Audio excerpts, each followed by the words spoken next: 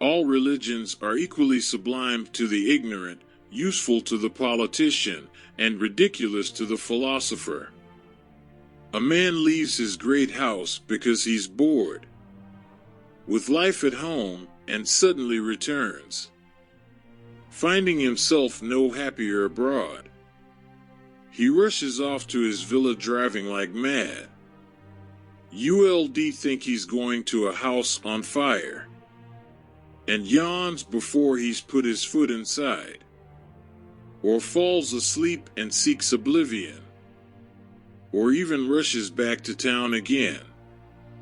So each man flies from himself, vain hope, because it clings to him the more closely against his will, and hates himself because he is sick in mind, and does not know the cause of his disease. So it is more useful to watch a man in times of peril, and in adversity to discern what kind of man he is, for then at last words of truth are drawn from the depths of his heart, and the mask is torn off, reality remains. Air, I should explain, becomes wind when it is agitated. Constant dripping hollows out a stone. It's easier to avoid the snares of love than to escape once you are in that net whose cords and knots are strong.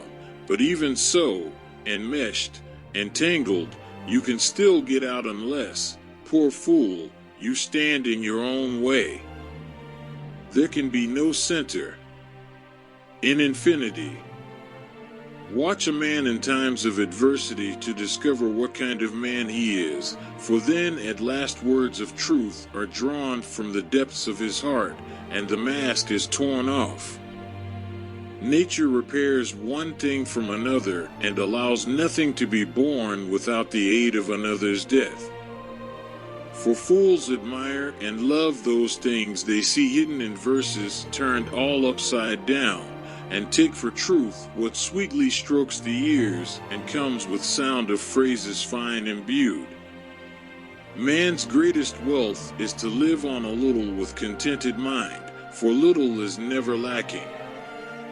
Nothing is more blissful than to occupy the heights effectively fortified by the teaching of the wise, tranquil sanctuaries from which you can look down upon others and see them wandering everywhere in their random search for the way of life, competing for intellectual eminence, disputing about rank, and striving night and day with prodigious effort to scale the summit of wealth and to secure power. O minds of mortals, blighted by your blindness, amid what deep darkness and daunting dangers life's little day is past, to think that you should fail to see that nature importantly demands only that the body may be rid of pain, and that the mind, divorced from anxiety and fear, may enjoy a feeling of contentment. Nothing can dwindle to nothing, as nature restores one thing from the stuff of another, nor does she allow a birth without a corresponding death. There is nothing that exists so great or marvelous that over time mankind does not admire it less and less.